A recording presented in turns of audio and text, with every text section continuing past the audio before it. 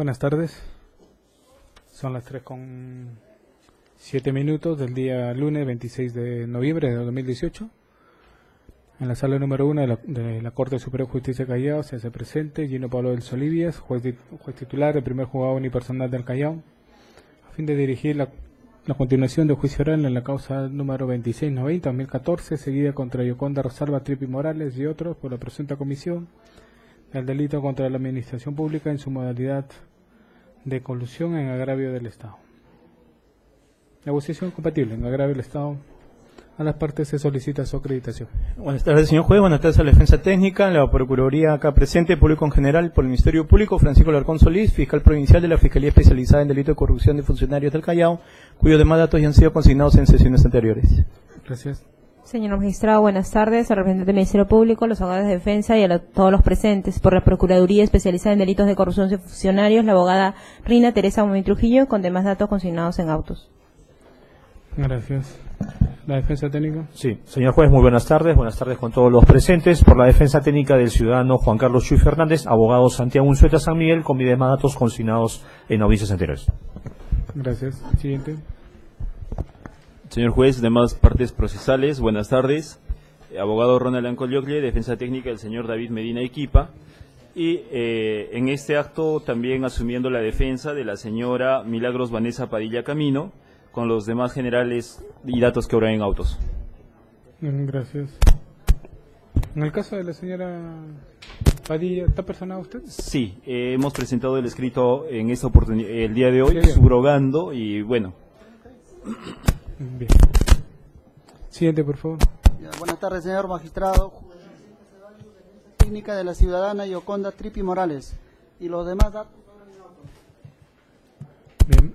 Siguiente. Buenas tardes, señor magistrado. Demás sujetos procesales. Mi nombre es Robert Anthony Ruitón Rojas, abogado del imputado Jaime Armando García Díaz y del Language Training Center Perú. ¿Hay alguien más que te presente?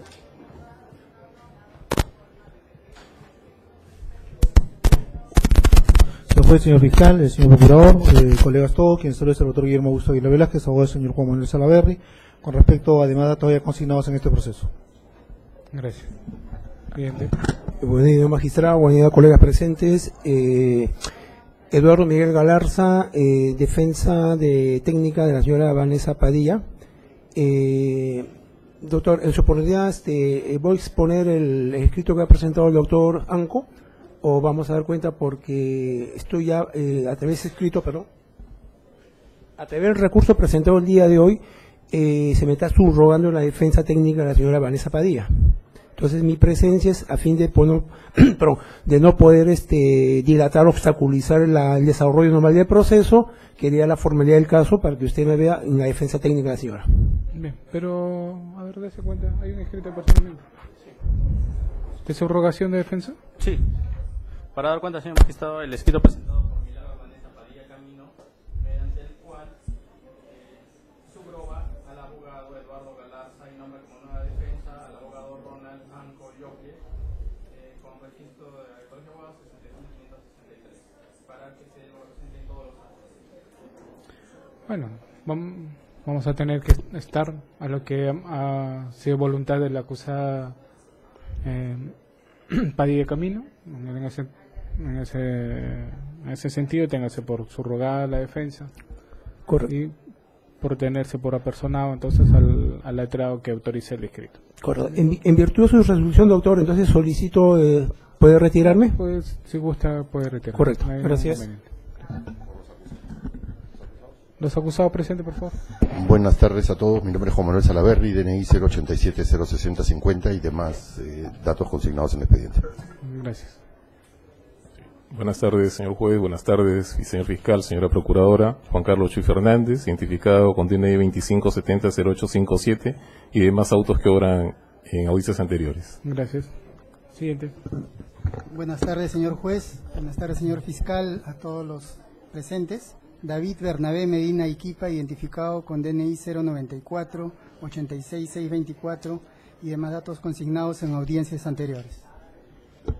Bien, vamos a aclarar válidamente instalada la presente audiencia. ¿Alguna observación de las partes? Ninguna. Bien. Continuamos con la realización de documentos entonces. Señor fiscal. Señor juez, sí, solo para hacer mención que en la audiencia anterior había quedado pendiente por el lado de la Fiscalía el poder precisarle acerca de las boletas y facturas de la empresa, y las mismas que estoy en condiciones de decirle que efectivamente las mismas no habían sido todavía oralizadas, no ha habido tal desistimiento, y que bueno, he traído el día de hoy para culminar ya con lo que es mi grupo de documentales. ¿Se desistió de boletas? Sí, hubo desistimiento. No, justo conversando en un despacho me dicen de que en audiencia no se ha dado tal situación. Me dicen de que justo al término fue un comentario que yo habría hecho en su momento, pero que no figura en audiencia, porque en el desarrollo de la audiencia no me he desistido, señor juez. Otro fiscal ha sido, no estuvo el doctor. Un desistimiento. En todo caso, revisar la fecha de la audiencia. No, en este caso, en todos los juicios lo estoy llevando personalmente, salvo en la etapa intermedia, pero el autoenjuiciamiento sí registra este documento.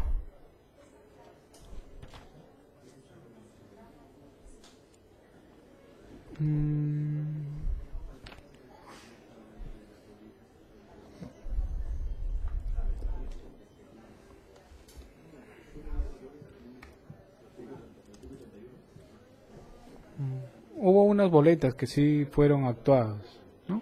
Claro, unas boletas propio del listado de documentales que yo en su momento realicé. Eso fueron al comienzo de la oralización. Me parece que sí, a ver, ahorita voy a...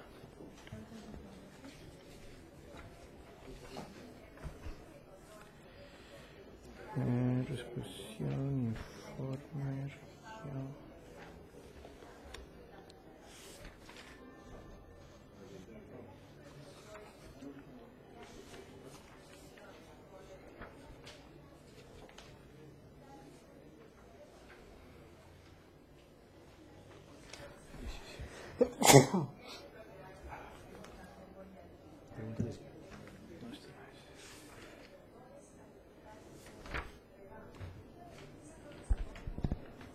Señor juez, si me permite, ¿es el número 31 de su escrito, doctor? ¿El 31? Oficio 14-2013. Un momentito. ¿Esos son los comprobantes? No, eso ya fue realizado, claro. Entonces, ¿está pendiente la copia de certificado y los comprobantes de pago que se ha realizado al lengua streaming? Sí. El que se requirió a la empresa que remita, bueno, en su momento en sede de investigación, y esas fueron las boletas que remitieron, ¿no? Y esa es la que, es decir, nosotros presentamos... Sobre ese punto no hemos discutido hasta el momento. No, porque ese es el que está pendiente de saber si... sobre ese tema fue la observación de su defensa claro. la semana... Claro, ese fue el motivo, señor juez. Porque era del punto 31, ya se había realizado el oficio. Lo que quizá está un poco llevando confusión es el tema que la 31 yo lo había realizado en audiencias anteriores. Entonces, cuando ya llegué a la 31 dije, ya no voy a oralizar porque esto ya fue oralizado. Eso sí, mencioné sobre el 31. Claro.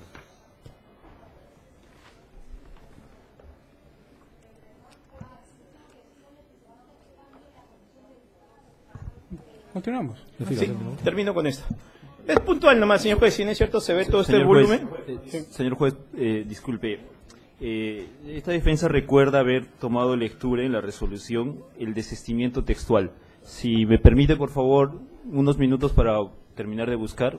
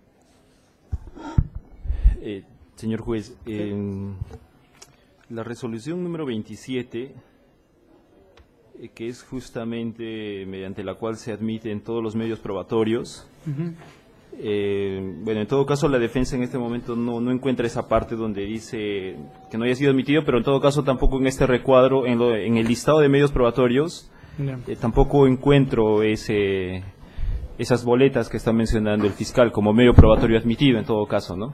Pero está en el autoenjuiciamiento. Claro. ¿No está?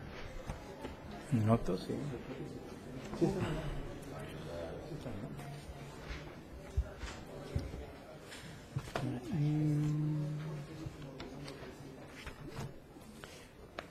Del mismo auto, ¿no? Son copias de las facturas, ¿no? Copias Sí. de facturas Sí, y boletas. sí. que Es uno de los acreditan últimos documentos pero en el auto. está acá en el auto, en el cuadro. Incluso tiene 4 hojas de desarrollo de estos documentos. Sí. El auto no está foliado, pero...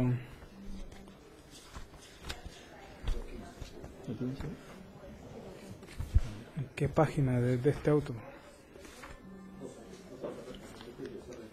A la resolución 27. Copias certificadas de las facturas boletas que acreditan el gobierno regional del Callao pagó a la empresa Language por los servicios defectuosos, ¿esa?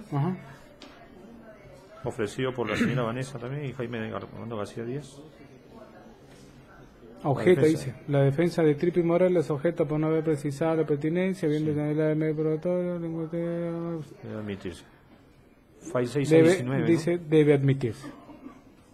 Habiendo señalado el objeto medio probatorio, ofrecido, tal objeción planteada resulta improcedente y verificándose que este medio guarda relación con los hechos investigados, así como apto para el desecretario fiscal, el caso debe admitirse. Sí, está bien. Correcto. Está bien, la defensa se corrige con lo mencionado anteriormente. Ya.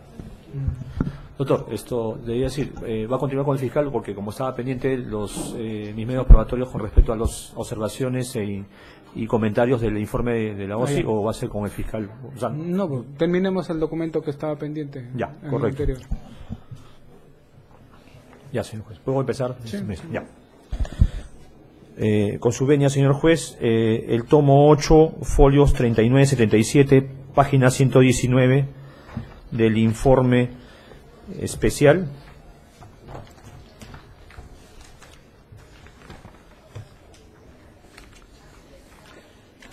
En el tercer párrafo de evaluación, justamente para que lo ubique. ¿Qué folio dijo? Folios 39-77, página 119 de evaluación de comentarios y observaciones del informe especial de la OSI, el 01. Disculpe, señor juez, ¿ese es del informe 001-2011? Sí. Correcto, sí. Ese documento ya fue realizado por la Fiscalía. Sí, lo que pasa es que faltaba que absuelva. Y que absuelva. Correcto. Claro, es esto. Lo que pasa es que había ofrecido justamente los medios probatorios de las observaciones e informes justamente el informe especial. Sí, quería indicar justamente en el punto de evaluación, el tercer párrafo, señor juez, justamente le doy lectura, cabe señalar que mediante oficio 2236-2010-DIGES sub TP-DSTP de fecha 10 de diciembre de 2010, el director general de Educación Superior y Técnico Profesional informa que las empresas privadas constituidas para dedicarse a la enseñanza de idiomas señala que dichas instituciones no dependen del Ministerio de Educación, por lo tanto no requieren autorización. Este comentario también se repite en la página, en el folio 3978, página 121, justamente en el punto de evaluación, tercer párrafo también, en conclusión, lo expuesto en los comentarios de las citas finales, en el primer párrafo, sin embargo, para el caso que nos ocupa, las instituciones que se dedican a la enseñanza de idiomas no dependen del Ministerio de Educación, por lo tanto no requieren autorización conforme nos lo comunicó el director general de Educación Superior y Técnico Profesional del Ministerio de Educación mediante oficio 2236-2010, DIGESUB DSTP de fecha 10 de diciembre de 2010. Asimismo, también este comentario se repite en el folio 3980, páginas 125 y 126. En el primer párrafo del evaluaciones, observación 5, las instituciones que se dedican a la enseñanza de idiomas no dependen del Ministerio de Educación, por lo tanto no requieren autorización conforme nos comunicó el Director General de Educación Superior, mediante oficio ya mencionado. Señor juez, la defensa técnica del señor Chuy quiere dar el siguiente valor probatorio a este oficio mencionado en los comentarios y evaluación del informe especial.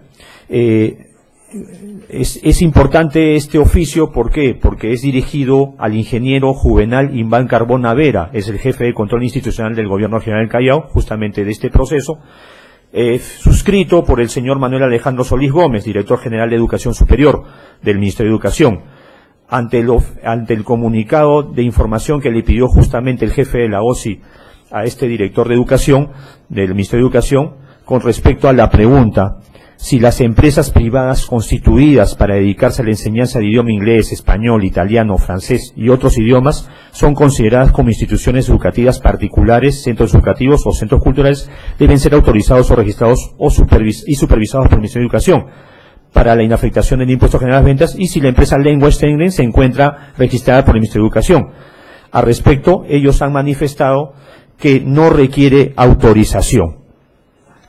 Correcto. Entonces, yo justamente el valor probatorio es descartar el oficio que ofreció el Ministerio Público 2515-2013 en su punto 32, donde la pregunta no era completa, únicamente decía que no se encontraban registrados, por lo tanto no cuenta con resolución ministerial de autorización.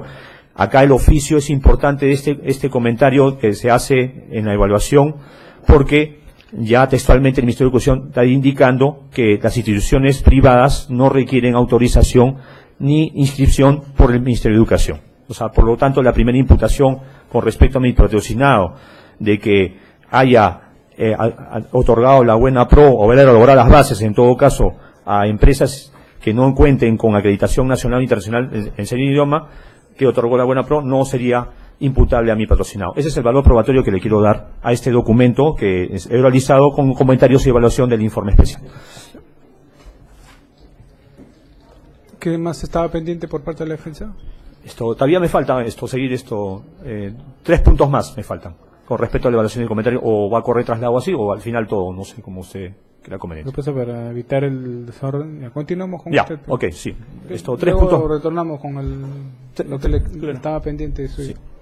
3 puntos más. El segundo punto, señor juez, supuesto acto de interés con respecto a mi patrocinado, hay que verificar el tomo 8, folios 39-77, página 119, con respecto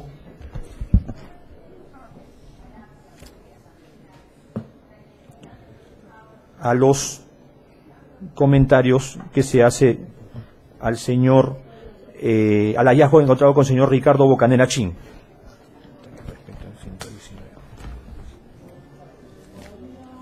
Sí. Comentarios y aclaraciones.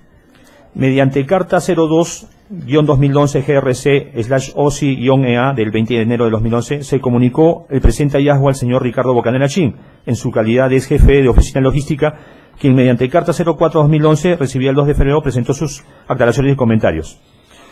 A la pregunta, ¿quién elaboró el valor referencial? La respuesta es obvia, la elaboró el señor Vilca. Hecho está plenamente establecido, razón por la cual, desde el punto de vista de responsabilidad civil prevista en el artículo 1321 del Código Civil, es esta persona que comete la negligencia de incluir el IGB en el valor referencial.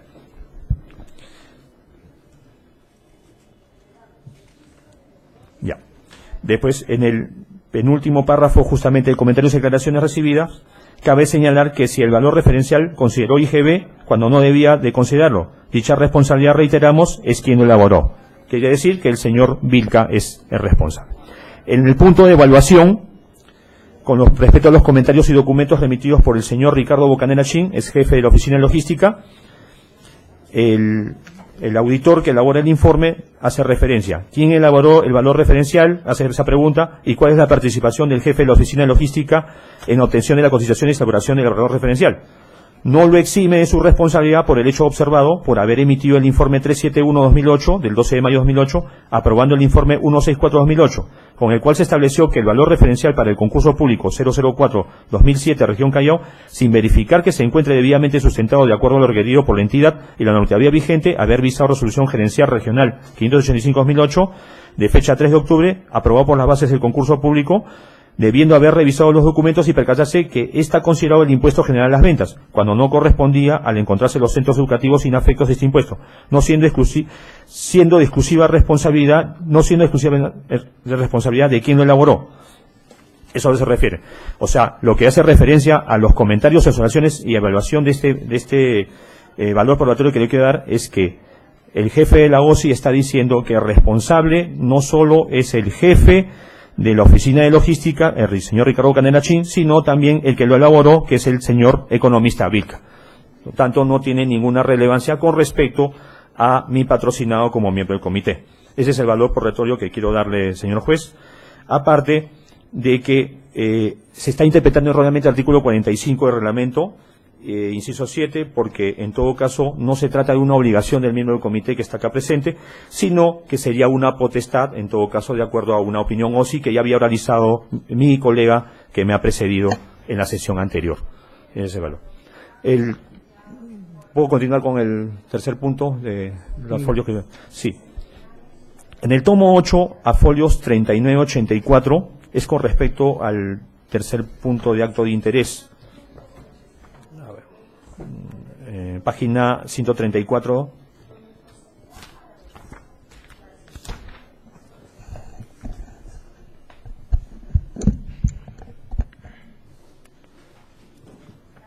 Con respecto, en los comentarios y aclaraciones recibidas, observación número 8, en el último párrafo, se puede apreciar, asimismo, respecto a la traducción del diploma de la Universidad de Illinois, debo precisar que para el presente caso se debe tener en cuenta el segundo párrafo del artículo 119 del reglamento de la Ley de Contrataciones y Adquisiciones del Estado, aprobado por Decreto Supremo 084-2004 PCM de fecha 26 de noviembre de 2004, norma vigente durante la ocurrencia de los hechos imputados, el cual señala que cuando se exige la presentación de documentos que sean emitidos por autoridad pública en el extranjero, el postor podrá presentar copia simple de los mismos sin perjuicio de su ulterior presentación, la cual necesariamente deberá ser previa a la firma del contrato. Dichos documentos hasta ahí nomás. Con respecto a la evaluación, señor juez, se puede ver la apreciación del auditor en lo que respecta a la presentación del hallazgo de traducción correspondiente en el descargo que cita el comentario del auditor. Dice, se cita el segundo párrafo del artículo 119 del reglamento de contrataciones, presentación de documentos que indica, cuando se exija la presentación de documentos que sean emitidos por autoridad pública en el extranjero, el postor podrá presentar copia simple de los mismos sin perjuicio de su ulterior presentación, la cual necesariamente deberá ser previa a la firma del contrato. Dichos documentos deberán estar debidamente legalizados en el consulado respectivo y por el Ministerio de Relaciones Exteriores, en caso sea favorecido la buena pro. Nótese que este párrafo se refiere a documentos emitidos por autoridad pública en el extranjero. En este caso, el diploma presentado que ulteriormente se realiza el consulado respectivo y por Relaciones Exteriores. No se está mencionando sobre la traducción que se emitía por el traductor oficial y que mencionaba totalmente en el primer párrafo del artículo 119. Ya. Con respecto a esto, señor juez, quiero ser bien claro por la interpretación del auditor. Acá no contenía información esencial, por tanto no se exigía ninguna mención o especialidad referida al objeto del servicio. O sea, únicamente era copia del documento de bachiller. Y el primer párrafo del artículo 119 no corresponde. En todo caso, ese es el segundo párrafo que debe ser aplicado, señor juez. Y eso se dio por superado. No, pero esa es la evaluación del... sí, ahora me falta esto. Sí, es el comentario que... El comentario de evaluación, sí. La página, la folio 3985, página 135 y 136.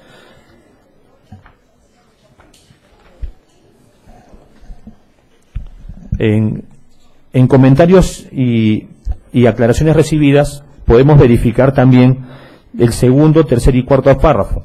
Sin perjuicio de ello y atención a la verificación realizada por el órgano de control institucional sobre la autenticidad del diploma presentado por la señora Flor de María Valderrama Acevedo, debe tenerse en cuenta que el comité especial no está obligado a realizar dicho acto, toda vez que según el artículo 23 de la ley y el 45 del reglamento, el comité especial es un órgano colegiado competente para organizar y conducir los procesos de selección desde la preparación de las bases, absolución de consultas, evaluación de observaciones y recepción de ofertas, calificación de postores, evaluación de propuestas y en general todo acto necesario hasta se otorgue la buena pro. Conforme se indican las facultades y obligaciones del comité especial, se encuentran relacionadas directamente con el desarrollo del proceso de selección. Así, dentro de sus funciones no se incluida la fiscalización posterior de la documentación presentada por los postores, ya que dicha documentación en última instancia goza de presunción de veracidad por cuanto aquella resulta procedente una vez concluido dicho proceso. En tanto, es la única forma de cumplir con los privilegiados controles posteriores. Esa es la parte que su patrocinado ha hecho el descargo. Sí, estoy leyendo justamente el comentario. Pero es de la patrocinada de mi colega. O sea, son los comentarios para justamente poner en hincapié que este documento no era de contenido esencial, por cuanto únicamente se requería la copia simple. Pero esa es la opinión, pues, de la Claro. situación de administrado. Correcto. Y la evaluación. Correcto. No se supone que usted ha ofrecido la evaluación. El comentarios y evaluación, los dos comentarios. Comentario es el descargo. Claro. Y la evaluación. Según esto, justamente, la evaluación dice, si se considera que la traducción del diploma por correspondiente a un documento esencial. ¿En qué página está leyendo? Está en la página 134 del informe. 134 y sigue 135. El último párrafo. Si se considera la traducción del diploma por corresponder a un documento esencial, entonces debió requerirse una copia simple de traducción, no traducción oficial para su legalización posterior. Justamente, el tema va que acá hay una mala interpretación del señor, del encargado de la OSI, por cuanto no era un documento esencial, por tanto no requería pues la traducción oficial, sino únicamente copia simple del documento. La página 134 y 135, ¿no? 134 reverso. Sí, 134, evaluación. Ya. Por eso, ¿usted está leyendo los descargos o la evaluación que hizo? He leído primero el descargo, de ahí he leído la evaluación, señor juez. Porque acá está pegado, evaluación, o sea, pero sale... se entiende que son posiciones contrarias. La Claro. de su patrocinado es distinta a la del Claro, comité. claro. Yo únicamente le estoy dando el valor probatorio de que aquí ha habido una mala interpretación del ¿cómo se llama?, del jefe de la OSI o del encargado de la OSI que subió el documento, por cuanto el documento no era un documento esencial, únicamente requería la copia simple y la traducción en todo caso si era un documento esencial era ¿En qué posterior. parte dice que la evaluación confirme yo? Acá si usted me verifica la página 134, el último párrafo, si se considera, dice, la traducción del diploma por corresponder a un documento esencial, entonces debió requerirse copia simple de la traducción, no traducción oficial para su legalización posterior. No ubico esa parte. La última parte, doctor. Acá está.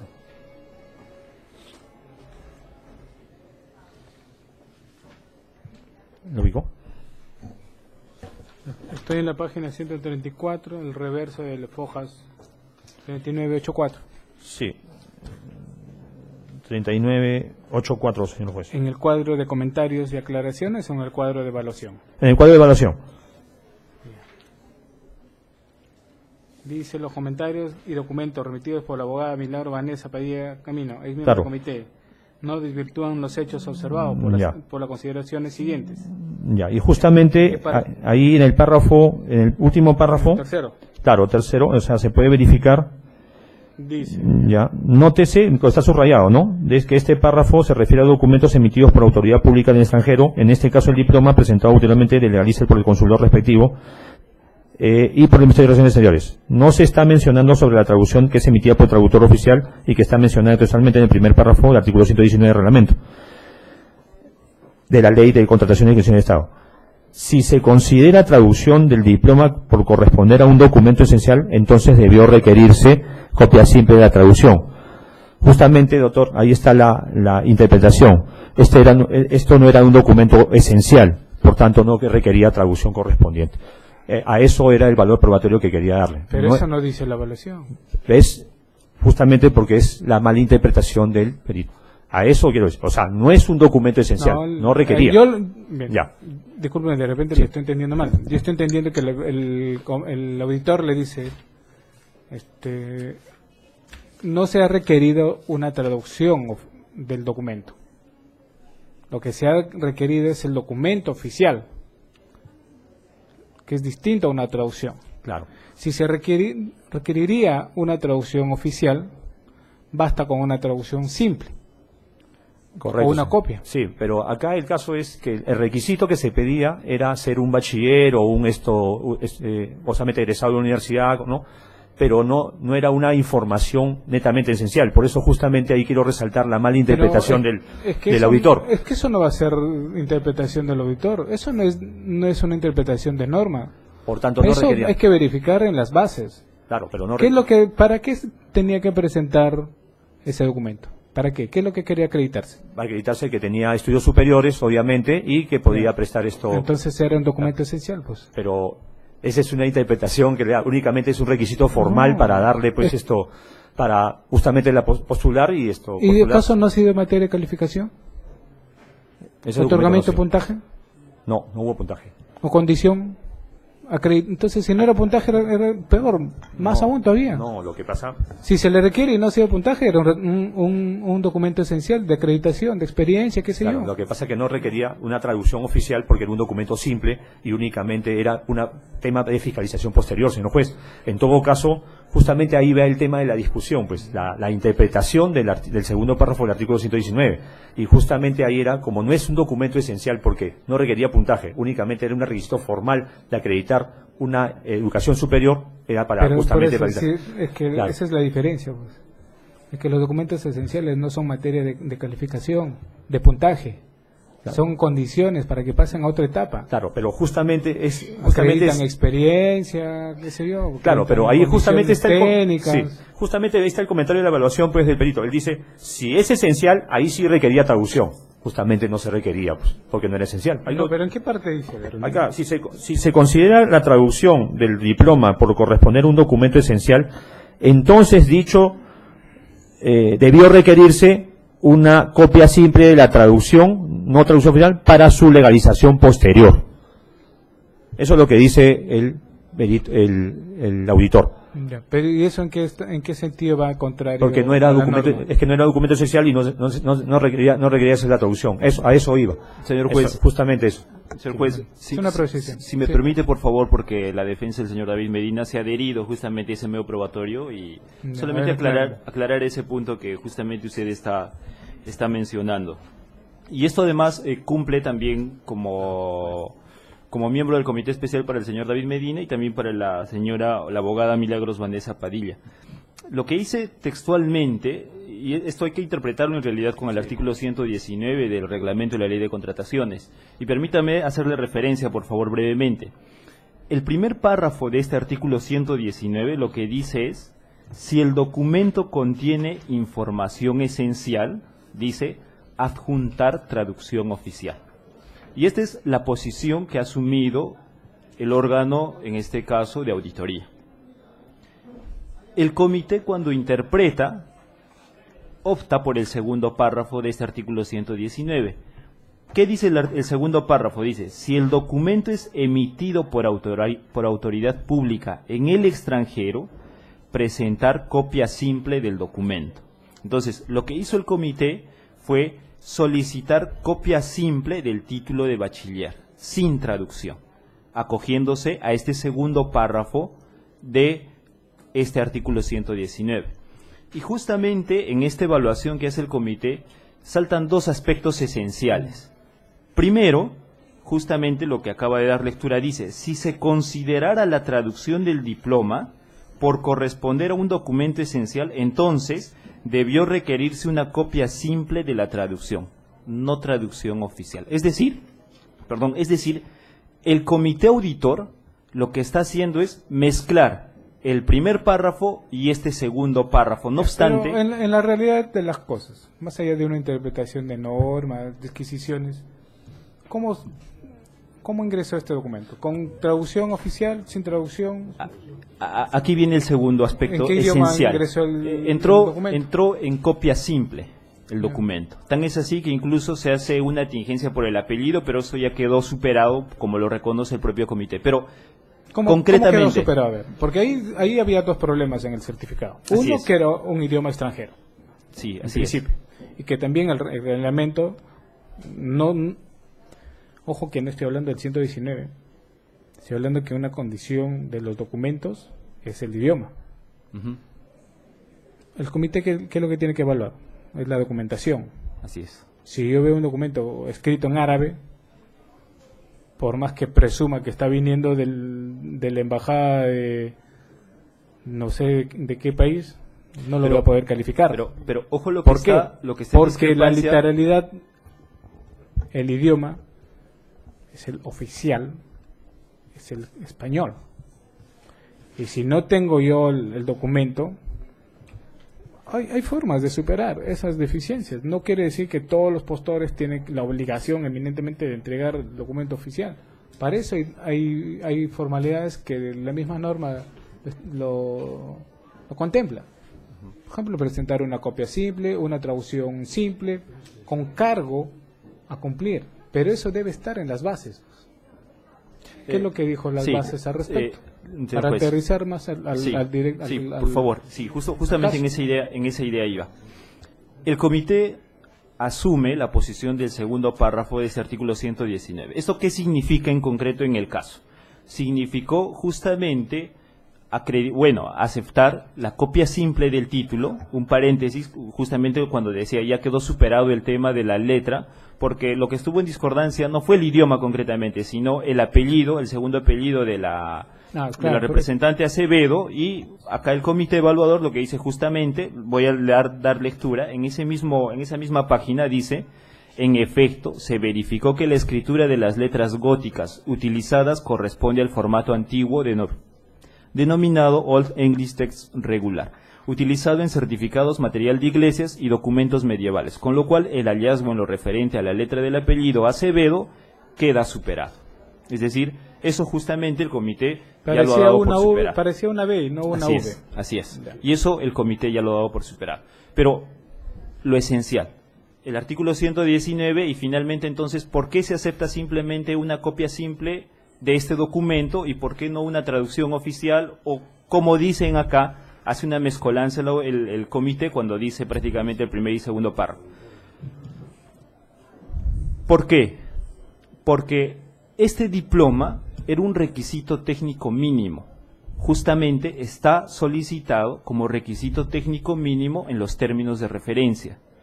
Pero no contiene información esencial. ¿Por qué? La posición de la defensa es que aquel documento que contiene información esencial es aquella que está relacionado con el servicio que se va a prestar. Y por eso, la pregunta, son varias sesiones que les he hecho, ¿no? Perdóneme, señor juez, ¿Qué es solo lo que para quería cerrar la idea. el comité que se presente? Es que, por favor. No tenía que acreditarse el grado de bachiller del que va a ser responsable. Sí, por supuesto. Pero ya, así y es, las bases, ¿qué es lo que ha contemplado? del responsable Claro. del curso, no Ya. del docente que va a impartir el curso. Ya, por eso, en el responsable del curso, ¿cuáles eran las condiciones conforme las bases?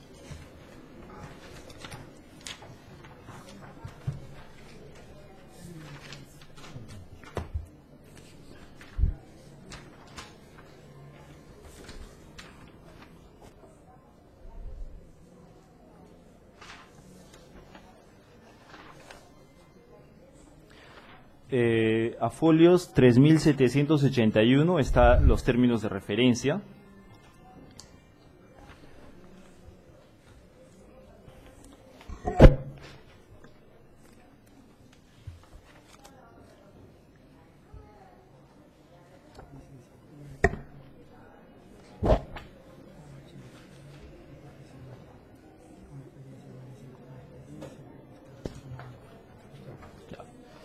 Sí, a ver, a folios 3781 lo que dice es las bases justamente, el punto 14, perfil y requisitos del equipo.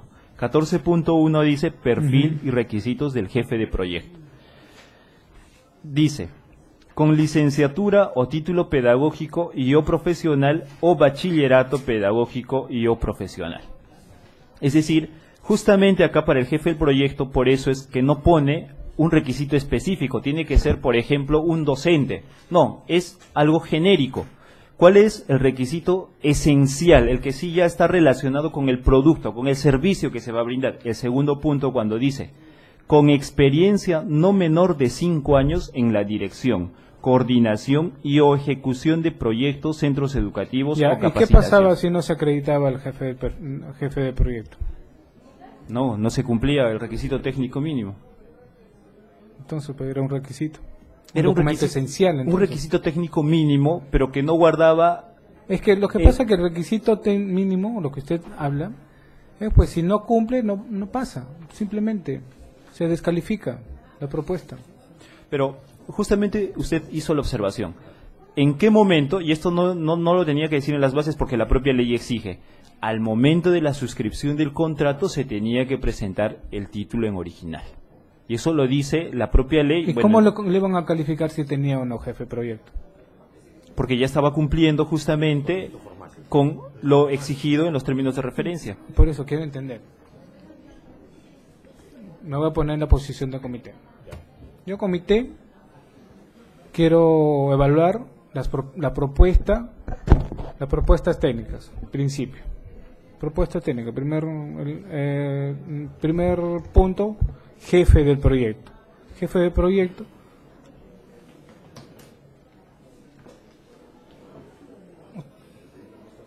¿Perdón? Estoy en audiencia, señor. Si quiere retirarse, tenga la amabilidad de retirarse. ¿A quién? ¿Y quién es el caballero? Yo dirijo esta audiencia, señor. Le agradecería que abandone la sala y no regrese. Yo soy el que acá ordeno. Si me va a faltar el respeto, hacer lo que a usted le da la gana, tenga la amabilidad de abandonar la sala.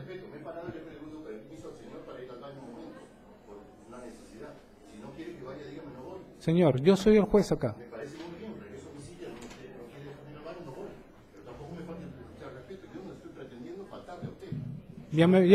Simplemente le digo que ya me faltó respeto. Con alzarme la voz ya me faltó respeto. Yo no soy de acá ningún improvisado que vengo a sentarme. Acá todos tienen la obligación de respetar. No solamente, no porque yo sea juez, sino porque yo represento al Estado. Si usted se da cuenta con la lógica que tiene, que yo le he pedido permiso y que usted no se ha dado cuenta, me pido disculpas y me siento nuevamente. Yeah. ¿Y sabe por qué lo hago? Porque estoy en este momento haciendo una consulta a la defensa y usted me interrumpe gratuitamente, que me desubica del tema, no sé ni en qué punto ya estoy. Eso es faltar al respeto. Así que si estamos acá sentados, que quiere salir, usted tiene la condición de acusado, en principio, y tiene toda la obligación de respetar. Yo le puedo entender que el público que esté presente se levante, está en libertad. El acusado no está en libertad acá. Tiene que pedir permiso, si quiere ausentarse, lo tiene que avisar. Si en ningún momento el señor no tiene por qué resolver cuando yo estoy aquí en audiencia. Será una conversación entre usted y el señor, pero no una orden que haya impartido yo.